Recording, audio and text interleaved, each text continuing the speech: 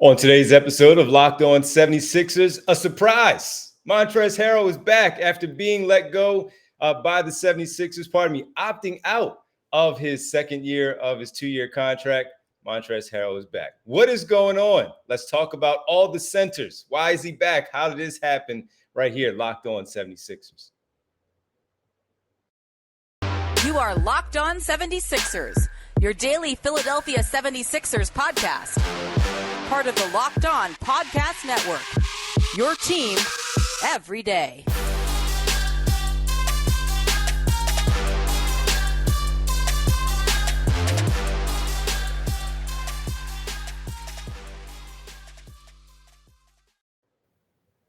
Welcome. You are Locked On 76ers. I'm Devon Givens from 97.5 The Fanatic Radio here in Philadelphia, alongside my co-host and partner, as always, from the Inquirer, Inquirer.com, Sixers beat reporter, beat writer, Keith Pompey. And we thank you for making Locked On 76ers your first listen every day. We are free and available wherever you get your podcasts, including right here on YouTube as part of the Locked On Podcast Network, your team every day. Keith, what's happening, man?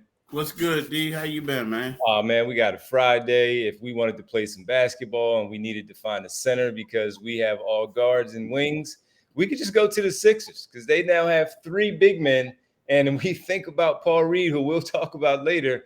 It's a lot of big men on this team, but all is good, man. A warm summer day here in Philadelphia. We'll talk about Montrezl Harrell coming back, Paul Reed a little bit later, and also the saga that continues, the Damian Lillard piece, and actually what does it mean for the 76ers and all of that? Tyrese Maxey should be untouchable, all that stuff. We'll get into that a little bit later. But Keith, Montrezl Harrell, another surprise, the same way as James Harden. James Harden opting in to his $35.6 million, staying with the team for a year. And, you know, according to the reports, requesting a trade, still here, though, and he could still be here for longer than we expect. And then as we look at Montrezl Harrell, who had to make a decision on picking up his option as well, he decided to opt out, become a free agent, but he's back, Keith. I got to tell you, I didn't expect that when I thought he would be on the move. It's totally different from last year where he signed in September because of his off-the-court issues as he was dealing with that, the legality of it all. And he had to settle with the 76ers on a 2-year deal, player option for the second. I feel like he would have had some interest out there on the open market to maybe find a better situation. Now, Doc Rivers isn't here. It's Nick Nurse. I want to know what Nick Nurse and Daryl Morey told Montrezl Harrell for him to return here after signing Mo Bamba, seemingly bringing back Paul Reed as a restricted free agent. Keith, I'm surprised. I don't know about you. Yeah, I was shocked too when he decided to come back because I mean, let's face it, he left. I mean, we talked about it. Yeah. But we felt like it. I mean, initially, I thought it was good for him to leave. You thought like, hey, you're giving up some money. I guess he felt like that there was a opportunity out there for him. It wasn't. Now he's coming back, and it's kind of mind-boggling. It makes you wonder. And again, you don't know. But it makes you wonder, did he opt out because he feels as if that, did they bring him back because they feel like if they make a trade, he could probably be in the trade. I thought about that and too. Going out there, right? Yep. But also, it also tells you, like, when you think about it, they keep saying that they're hopeful to get Paul Reed. But you're not hearing anything about Paul Reed. There's no team has offered him or that he hasn't accepted anything from a team yet. And maybe it's like better safe than sorry. And the one thing that we have to think about is that at this particular time, you are going to have 20 guys on your roster in the preseason. So it could be one of those things where, I mean, you expect that Montrezl Harrell is here to stay or if not be traded. Right. But it could be loading up with just roster spots for guys for the preseason. But the one thing is, I don't know, man. Like, I was talking to Bob Cooney earlier, and we were talking about how Paul Reed could basically play the 4, which is true. But I look at Montrezl more as a power forward now, especially as opposed to being the center. I just do. I just don't think he can he can guard big fives. You know what I mean? I just don't. But D, I'm gonna be honest with you. I'm lost for words on this one, just because I don't know how. I don't know if it's. I don't think it's a good fit for him based off of last year. But what it probably tells me is there were no other really good opportunities out there for him. Yeah, that's pretty much it. The options, albeit he was there for the very start of free agency and no more off the court issues or anything like that. But he was out there. I mean, even playing out there in the Drew League, I saw him suited up and playing out there. The Danny Rumpf Classic, they were out there. They were playing in this tournament, and I was following it because a friend of mine runs the Danny Rumpf Classic, and I look up and I'm like, wait a minute, I heard that from someone else who was there as a spectator who lives out there. Montrezl Harrell was here playing. And at first I was saying to myself, why is he playing?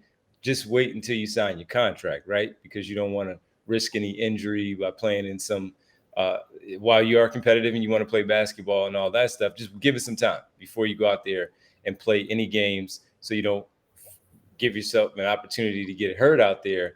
But yeah, I actually thought he would go somewhere else and look at all the money that, not necessarily the money, the spots. Phoenix Suns, we talked about them since they're going to need to fill out their roster with some players that wouldn't mind, and they are hungry. They will want to play for a contending team with Kevin Durant, Devin Booker, Bradley Beal now a piece of it, having a different type of backup behind DeAndre Ayton seemed to make sense. That seemed like a spot.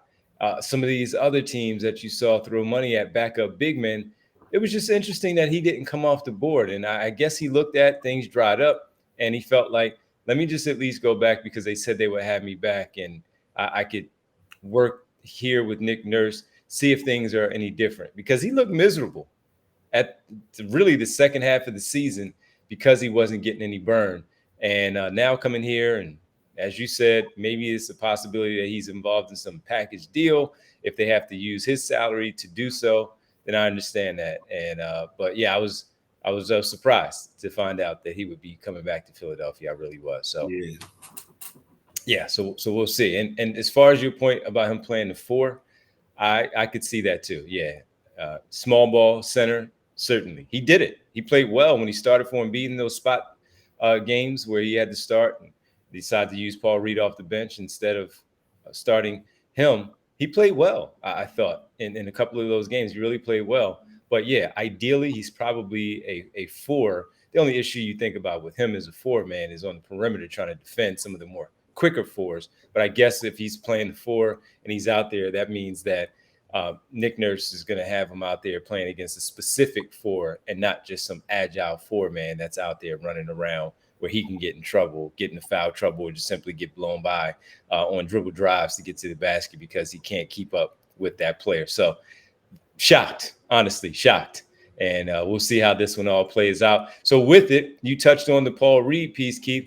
We got to address it a little bit further because I thought he would be done already in terms of being locked up by the 76ers on any type of extension coming off of his third year in the league. He's on a qualifying offer as a restricted free agent. What's next for Paul Reed? How does he fit in to the 76ers going forward, which he'll be the fourth big man on the roster? We'll do that next right here on Locked On 76ers. And today's show is brought to you by our good friends at BetterHelp.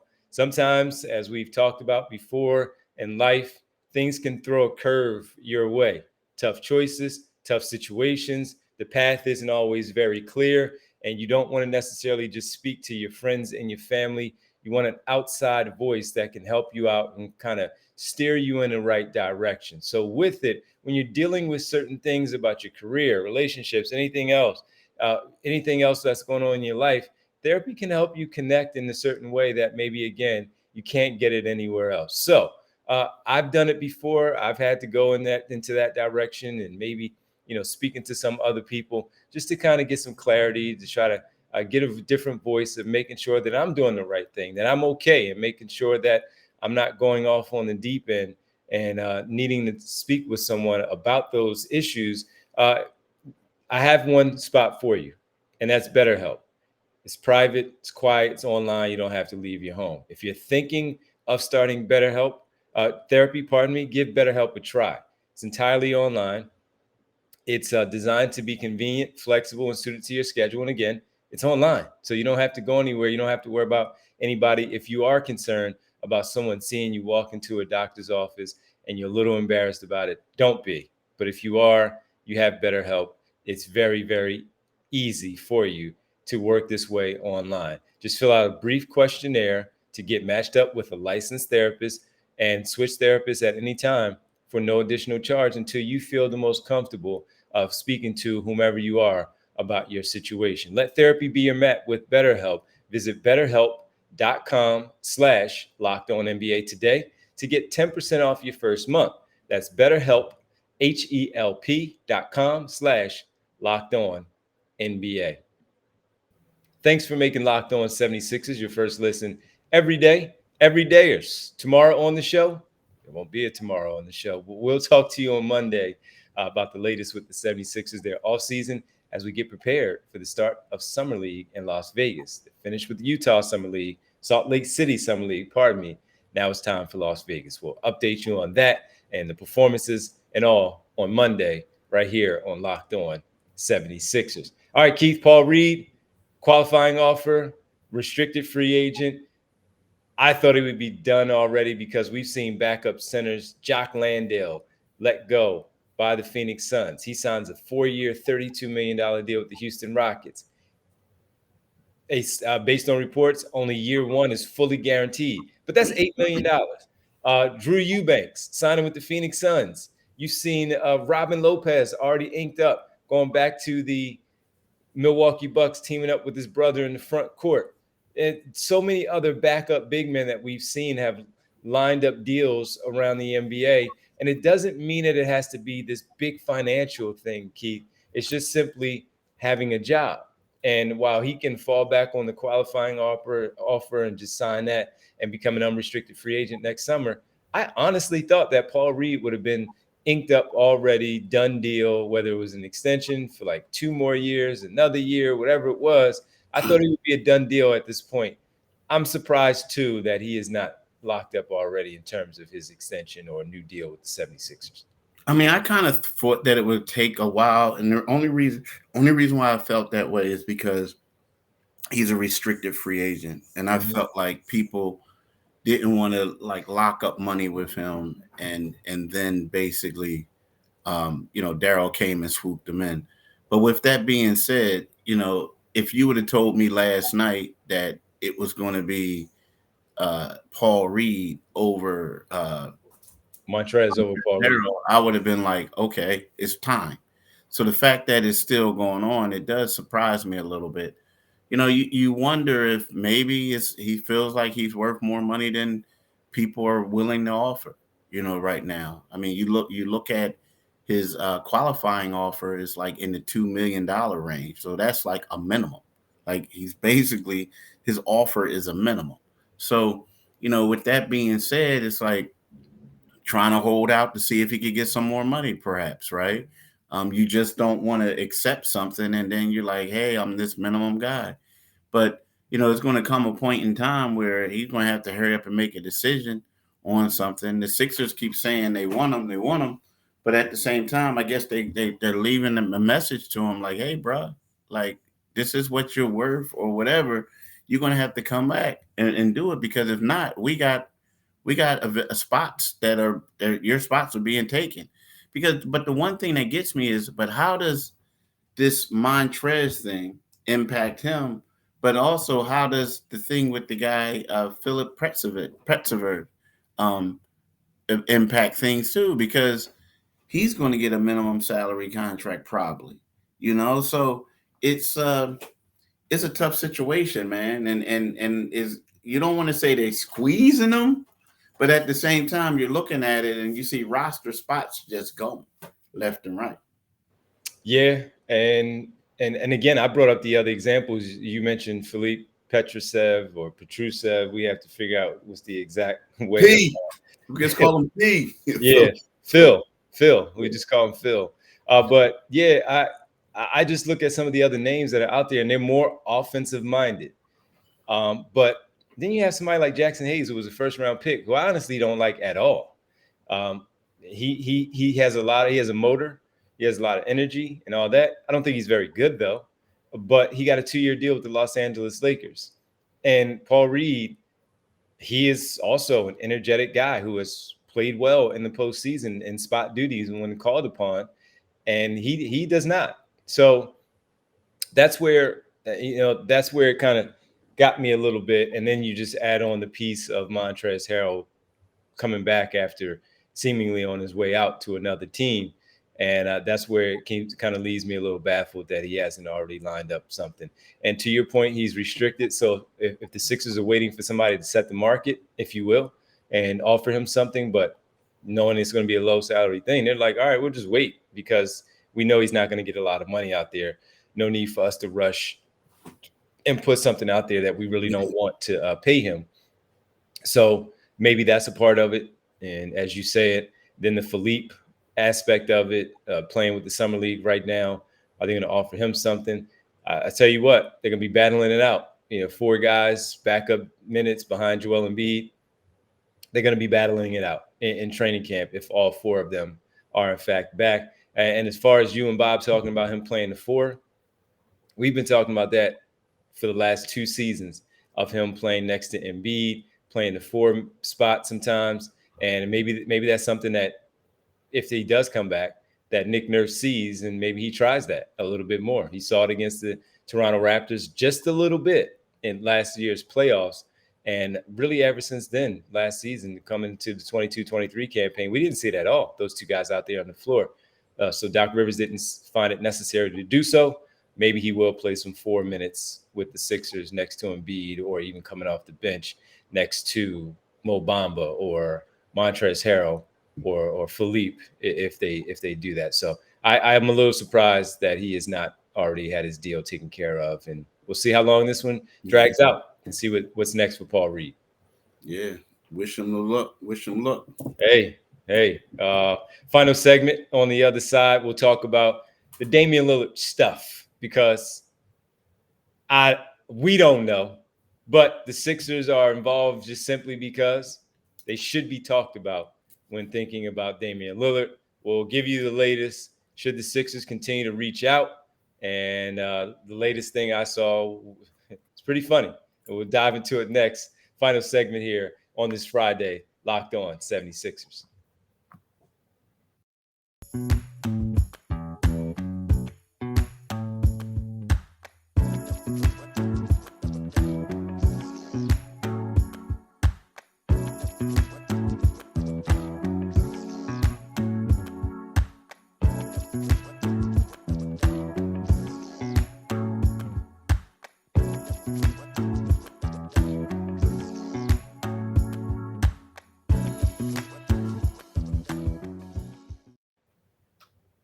Welcome back. That's Keith Pompey. I'm Devon Givens. This is Locked On 76ers. Keith, Damian Lillard, as of right now, as of recording, is still a member of the Portland Trail Blazers.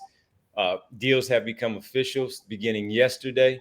And as of right now, he is still, again, a member of the Portland Trail Blazers, not the Miami Heat, nor any other team in the NBA. And the latest I saw, Mark Medina, Keith, as we know, out in Los Angeles, a longtime NBA guy, and saw a Philly's own. Yeah, he represents the 215. I saw a quote that he had, basically where it was a source saying that Damian Lillard, if he's traded to another place other than Miami, will not report. I'm a big Damian Lillard fan. Outside of Mikal, Keith, Kevin Durant and Damian Lillard are my 2 favorite players in the NBA to watch. But is it because him and Mikal are boys? Way before Mikal got into the league. I'm just messing with you. And so I love these 2 guys as players. As individuals, I find Kevin Durant funny with how he handles things, and I also respect the way that Damian Lillard carries himself. Don't have a no trade clause like Bradley Beal. You requested a trade, demanded a trade, and you have every right to do so now. I believe that based on his situation of how things have played out, the loyalty that has been there for so many years, have no problem with how he's handled requesting or demanding a trade. And Portland saying we will do our best to find you a new location and find you the best. But for him to only say Miami is my only destination and not give Portland 5 spots to potentially go to, 4 to potentially go to open it up. You can have a number 1 favorite, and that is your landing spot in the Miami Heat. But to not open it up, and now to even say, I will not report, when we've seen it many times. Toronto with Kawhi Leonard, he didn't ask to go to Toronto. Worked out, they win the championship. Chris Webber, years ago, leaving Washington, going to Sacramento. No one wanted to go to Sacramento in those days. He made it work, and he's now an all-time great of King's lore out there in Sacramento, Chris Webber. There have been many situations where players have requested deals, send me here, and I love player empowerment in the NBA. But Keith, I don't think this is the right way for him to be handling this. Make them the number 1 destination. That's the one you want to go to. Steer me here. But I'll give you a couple of other options just in case that doesn't work out. Just because he likes or thinks Tyler Hero should be good enough to lead a trade package to Portland. This one, Keith, I was a little taken aback by this one, especially now seeing the report stating that if he's traded to some other place, not Miami, that he would hold out and not report for training camp. Yeah, I mean, yeah, that is a little surprising, but just because of his reputation. Yeah, but you know what? I like my thing is I don't really have a problem with it. I'm gonna be real. I mean, maybe I know I'm in the minority when I say that. And here's the thing: it's like to a point where your agent gets paid to make the best decisions for you, things that you want to do. This brother wants to go to Miami. They letting it be known that he wants to go to Miami. Now, I get it. A lot of people like, you got to be happy. You got a job. And we know Kawhi did this, Kawhi did that. But the deal is, Kawhi had an expiring contract. Kawhi also knew that he was going to get paid. It was a situation where Kawhi was coming off an injury, and he had to go out there and show people what he could do too. Mm-hmm, mm-hmm. So I felt like the situation is different. Where Dame, and a lot of people keep saying Dame has 2 years left on his deal. He signed it. That's what I'm saying. Like, I know I've been trying to. A lot of people, but he actually signed. He has added 2 years to the end, the back of that. Right. So he wants to go somewhere that he's going to be happy with, which could be towards, could be the end of his career.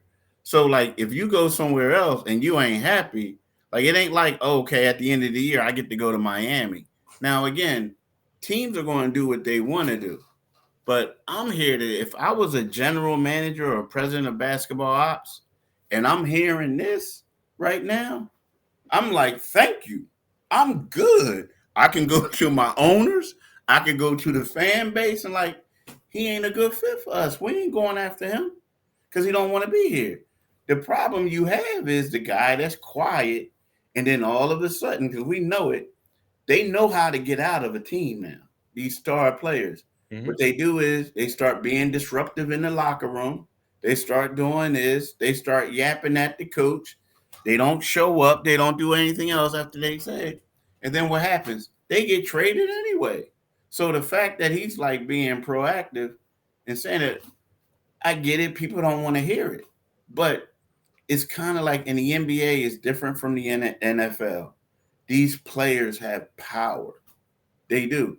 And if he wants to go to Miami and play to go to Miami, I feel sorry for Portland.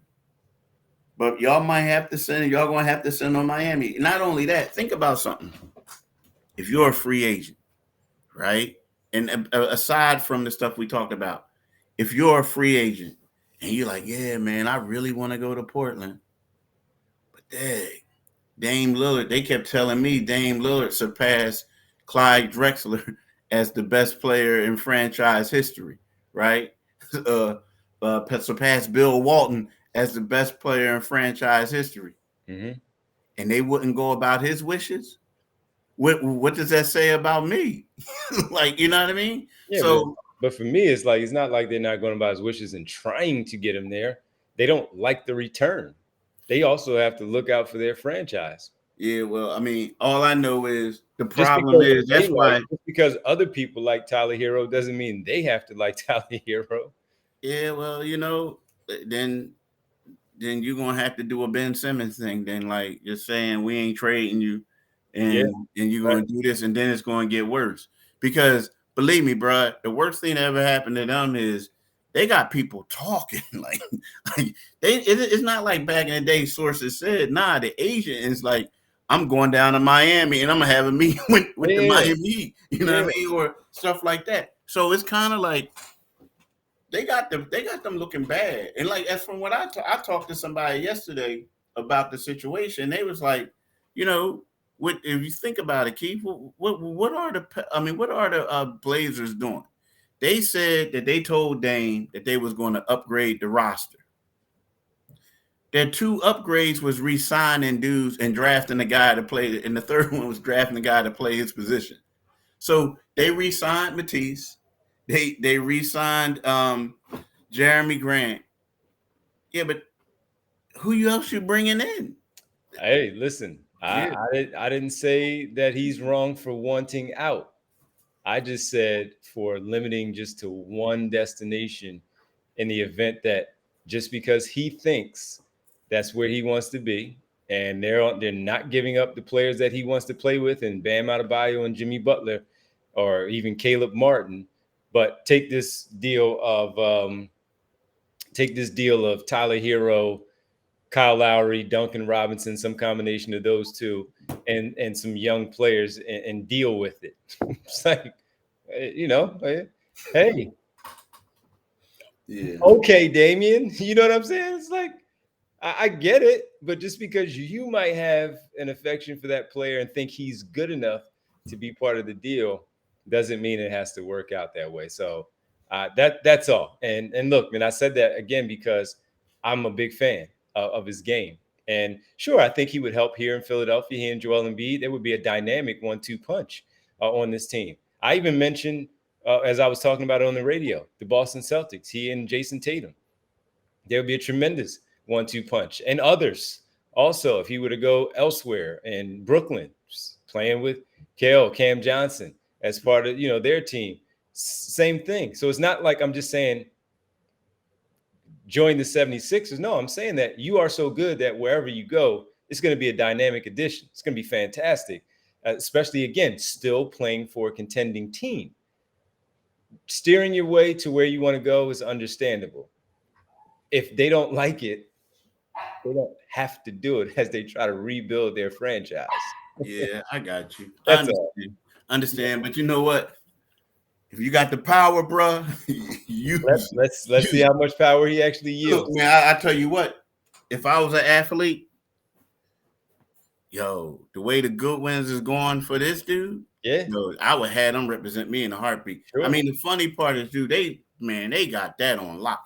Did you know? Like, this is the crazy part. Like, you ever notice when you listen to his commercials, is his actual music Yeah, playing in the background, yeah. and the people got to pay him for License. playing his music. Yeah. So, like, I'm telling you, they like straight ride or die. Like, they ride, like they from Oakland, he from Oakland, but I'm not. But they I don't know, dude. Put it this way, dog. If I was an athlete, the way that they going for him, and because you got to at least try, right? Oh no, they're not wrong. The way they going for him, they would be I representing me. saw a quote yesterday from one of the Portland people who covered the team that basically said they talked to Aaron Goodwin, and Aaron Goodwin stated that he's talked to Joe Cronin, and he suggested that they talk to Miami and really try to lock something in. And I think Portland's going to do the right thing. Joe's going to do the right thing in steering Damian into Miami and only Miami. I was like, oh, okay. Like, sign me up. They got me. Look, people in Philly like thought Matisse was what they trash or whatever. They liked him, this and that. Matisse got 34.1. Everybody keeps saying 33, but it's actually 34.1. Is he with the good ones? Yeah. Oh, okay. 34.1. with a 15% trade kicker. Yeah, I see. I didn't see that. In a player option. So after 2 years, he could be like, pew. And the thing is, like, he's going to start and get more minutes.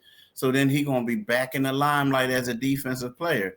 So in 2 years, like, yo, I'm just telling you, dog.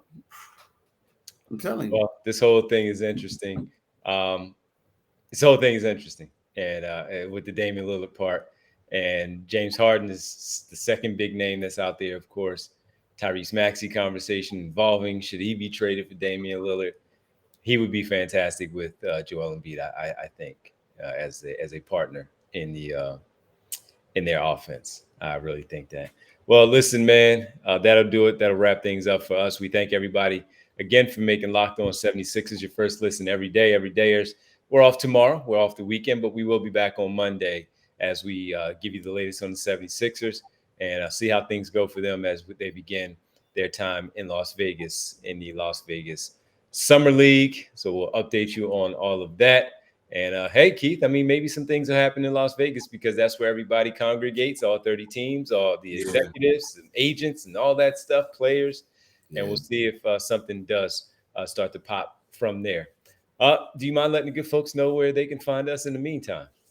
Yeah, you can find us wherever you get your podcasts at. And this podcast, like everyone else's, is free and available, right? Now, this is what you need to do is you need to check out our YouTube channel too, right? So what you do is Locked On 76ers YouTube.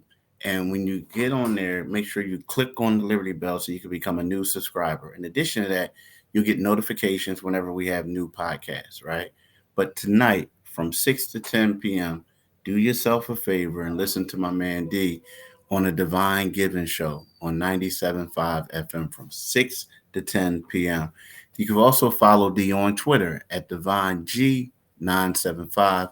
You can follow me on Twitter at Pompey on Sixers. You go to Philadelphia Inquirer and read my article in today's paper or go online at inquirer.com. Thanks, man. Have a great weekend, Keith. And I'll talk to you on Monday. Same to you, man. Peace, bro. Thanks, man.